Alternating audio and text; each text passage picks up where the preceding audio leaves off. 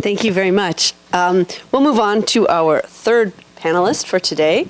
Nancy Locklin-Sofer is Associate Professor of History at Maryville College in Maryville, Tennessee, so perhaps not too far from here. She received her PhD from Emory in 2000 and is the author of a book, Women's Work and Identity in 18th Century Brittany, which came out with Ashgate in 2007. She's also the author of numerous articles, including another piece in the Kushner and Hafter collection. Julia, you're lucky you made it onto the panel because you didn't do the obligatory piece in the Kushner-Hafter collection, and that piece was called Women and Work Identity. She also has an article forthcoming entitled Legal Accommodations for Married Women on Their Own in 18th Century France, which will come out in a collection published in Quebec later on this year. Her talk today is entitled, After the Royal Pardon, Female Murderers Come Home in the 18th Century. Great stories for you today. One of them may sound familiar. I gave a portion of it back in 2008 in Rutgers at this conference. And at the time, it was just a neat side project, a good conference paper, but the story haunted me so much that I kept coming back to it, and now it's a full-blown obsession and is providing the framework for a second book that I'm working on. So women are rarely executed for homicide in 18th century France, and there are a number of reasons for this, which I won't get into for reasons of time. But since imprisonment's not an option and banishment is kind of hard to pull off with a woman, a lot of these women go home. And so you have to wonder, well, what was that like? In this paper, I will contrast the experiences of two women condemned to die by hanging for the homicide of another woman. Both came from small communities in which they were well known to all. Both were pardoned and returned home, and yet one seems to have quietly reintegrated into the village, and the other fought with bitter and angry neighbors for the rest of her life. The first case involves a property dispute between two women with family connections. On June 23rd, 1718, Morissette Nail was walking back to her home in the village of Pléguien from a fair in nearby Limvolon. These are in Brittany, where I do a lot of my work. With her was a young cousin, Francois, and the two were leading a cow they meant to drop off with a neighbor to visit with his bull. They had to pass the home of Marie Defrost, who was gathering up some linens with the help of her son, Louis Martin. And as they walked by, Morissette called out to Defrost and her son that they were thieves. They had taken all of her parents' goods. Defrost and her son reportedly went to Morissette, challenged her to enter their house and look for the supposedly stolen merchandise. They went so far as to grab her. The two women struggled, screaming insults and décoiffing one another. When Louis tried to pull Morissette off his mother, she turned and slapped him, and he pushed her to the ground. She stumbled a few steps away, picked up a rock, and hurled it, where it bounced off Marie's forehead, and Marie Defrost died from her wounds 15 days later. Morissette Nail was charged with homicide and condemned to die. In the months following the incident, witnesses and members of both women's families were interrogated. Notably, a few people signed statements saying that they refused to take part in the process. Louis Martin, son of the victim and the man involved in the altercation that day, along with two of his sisters, Anne and Isabeau, were among those who refused to take part. Isabeau Martin's husband, Nicolas Nail, also refused to participate, since his sister was being accused of killing his mother-in-law. Louis and his sisters do not explain their reasons for remaining silent, but it seems likely that they too were traumatized by what had come to pass between their families. Nail and Martin families were interconnected in a number of ways beyond the marriage of Isabeau and Nicolas the younger. Nicolas Nail, the elder, was the retired seneschal and a notary, and he and his sons frequently handled business for the Martin and Defrost families, who held quite a bit of property. Members of each family attended the same weddings in the parish or stood together as godparents of the infants baptized there. The parish registers demonstrate clearly how the Nails, Defrosts, and Martins were intimately connected to one another and to numerous families throughout the district. Indeed, it's hardly surprising that young Nicolas chose one of the Martin girls as his bride, since they would have been together on a regular basis, and indeed they had stood together as godparents to a local child 6 years before they were married. That's not to say there wasn't some animosity between the families, and in particular between Morissette and Marie Defrost. More than one witness referred to the hatred between the two women, and the official Monitoire cited an earlier incident in which Morissette had accosted Defrost as she took her cows to drink. On that occasion, Defrost had fled in fear. Nicolas and Isabeau had married only 4 years before this incident, so perhaps there was some disagreement about what had ended up with the bride's family in settling that union. I still haven't found the marriage certificate and frankly may never. But that might explain Morissette's reasons for calling Defrost and her son thieves. Inheritance disputes are very common in spite of the volumes of law governing how inheritance should be handled. Morissette was, at age 30, still living non-emancipated with her elderly parents, and she may well have felt entitled to some of what was going to, that was part of her parents' property that was now gone. For their part, Morissette's parents seem to have supported her. 2 witnesses testified that on the day of the fatal fight, they saw Morissette's mother set out for Defrost's house yelling, "Come with me! Marie Defrost has beaten and maltreated my daughter." When the time came to arrest Morissette, she had vanished. Her parents and another brother, Jean, were ultimately charged with having helped her escape. Since Defrost's children refused to cooperate, it took a persistent outsider to press charges.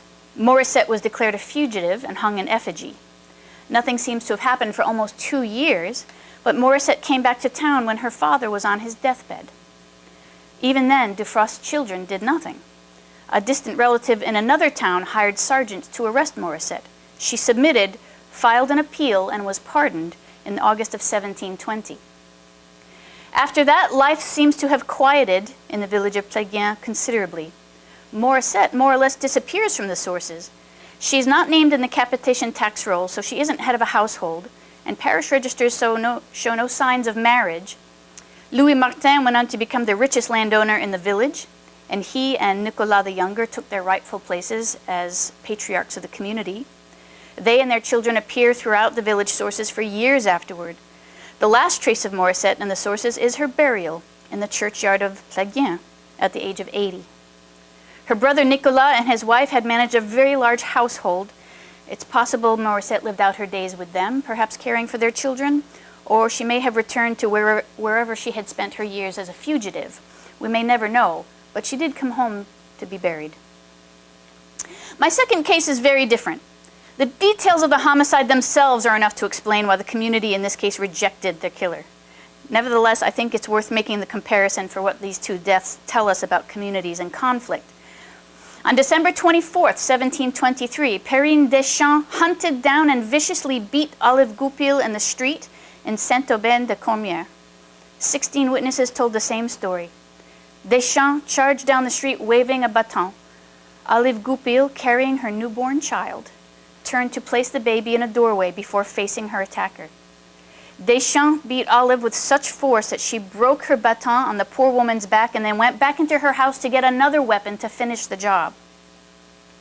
The whole time, Deschamps shouted that Goupil was a whore. Eventually, to the relief of all who watched, Deschamps' husband, Pierre Souet, intervened and led her away. Goupil took refuge in a nearby shop, and witnesses tried to help her, but she died from her wounds a few days later. One witness offered a clue as to what had come to pass. Some months earlier, Olive Goupil was selling yarn in the market when she told another woman that she was pregnant by Pierre Souet and that he'd promised not to abandon her. This then might explain the rage of Perrine Deschamps as Olive Goupil walked around the town with her newborn babe on Christmas Eve. In the aftermath, Nicolas Goupil charged Deschamps with the murder of his sister. On August 7th, 1724, 8 months after the attack, Deschamps was condemned to die by hanging. 7 months after that, her pardon was issued, on condition that her goods be forfeit to pay court costs and the cost of raising Goupil's infant son. Unlike Morissette Nail, Perrine Deschamps would figure prominently in local court records for several years. In almost every case, the complaint opens with someone in the neighborhood hurling insults at Deschamps and her husband.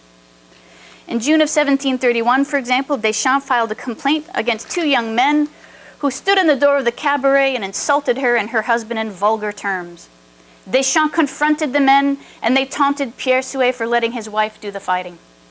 Deschamps threw rocks and one of the men pushed her. Among the witnesses was Nicolas Goupil's companion worker, and he merely reported that he heard an argument. Just over a year later, another complaint was filed, this time against Deschamps by the owner of a shop. Witnesses all agree that Deschamps entered the boutique from the street hurling insults along with rocks. As she entered the shop, the owner confronted her and said, "Do you want to kill us?" He returned her insults and she hit him. One witness reported that along with her insults to the shop owner, Deschamps complained that he was trying to have her put in prison, saying, "Je m'en fous, I don't give a damn for you, your procureur, or the justice in this town." That same witness added that Deschamps had offered her compensation to testify against the shop owner, and then became angry when the witness said she would only report what she'd actually seen. A different witness noted that Deschamps didn't become angry until she noticed Nicolas Goupil in the shop with the owner and his family. She refers to Goupil by the nickname Cola.